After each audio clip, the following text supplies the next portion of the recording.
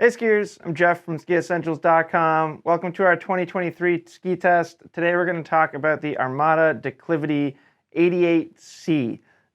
This is a great ski. It's pretty easy to look at a line of skis like the Declivities and just overlook this, just kind of rule it out. The reason would be that it doesn't have the TI label in its name. I think us as skiers, we're a little bit ego-driven. And when we see a ski in a line that doesn't have metal, just automatically our minds kind of go to like, oh, that ski's not as good as the other ones in the line. Realistically, there is a whole bunch of stuff to like about this Declivity 88C, and there are a lot of skiers out there that would really, really enjoy skiing it. And we don't just say that for no reason. We really put time and effort into testing these skis, and this one's really good. So we get the same Karuba wood core that we see in the rest of the Declivity line. Instead of articulated titanal banding, in this ski we just get some carbon stringers. So not only does that bring the weight down quite a bit, it's really giving it a snappy, energetic flex pattern, so much so that it's like a little bit nerve-wracking flexing it by hand. I don't want to like slip out of my hands or really bounce back into me. But you really, really feel that when you're skiing too. So where take the 92 Ti, the Declivity 92 Ti is a good example. They're only 4 millimeters away in width. Compare that ski to this ski. That ski's got more vibration damping. It's quieter, it's a little smoother.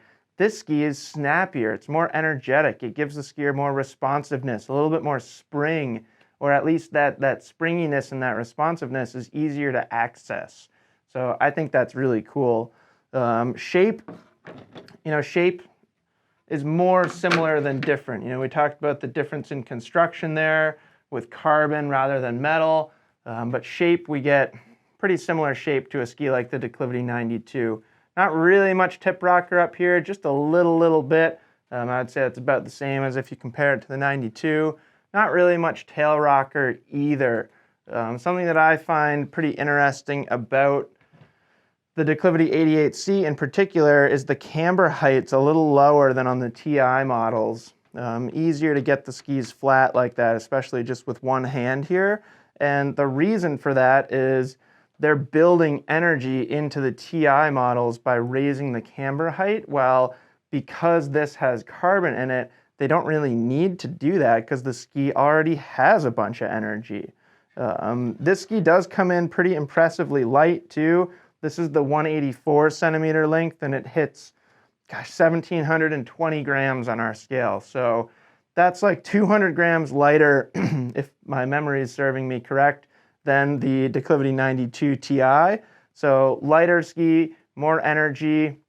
That's going to make it more agile, more responsive.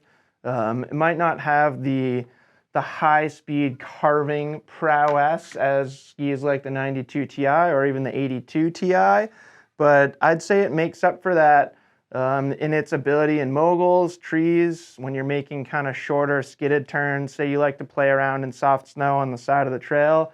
This ski is really, really good at that.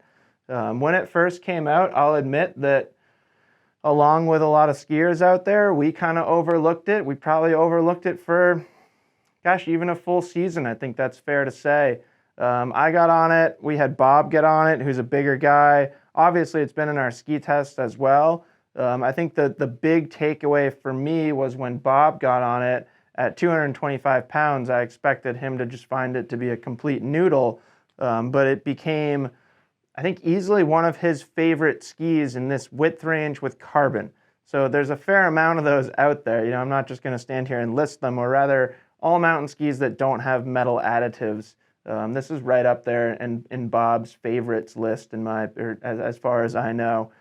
Stronger feel than you might expect. It does have the springy side, the maneuverable side, the playfulness side, but you can still get on it and carve. It's not going to feel quite as strong as the TI versions, but still pretty darn strong. Strong enough that a skier like Bob could get on it and they didn't feel like the ski was just wallowing away or washing away underneath them.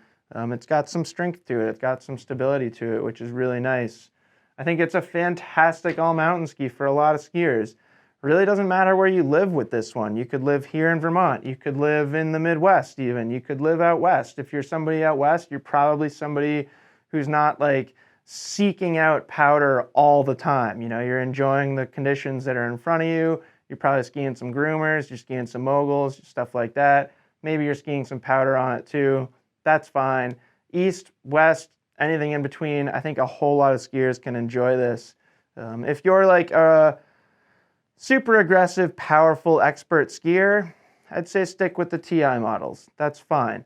But if you're not, if that doesn't sound like you, you know, if you're more of a moderately aggressive skier, if you're not just charging around the mountain at all times, at least consider this if you're shopping in the Declivity line, because I think it's got great properties for a lot of skiers, a lot of things that are kind of more rewarding about it without going really fast, and I think those are beneficial things in an all-mountain ski.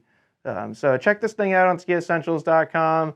As always, let us know if you have any questions about it, and we'll see you out there on the hill.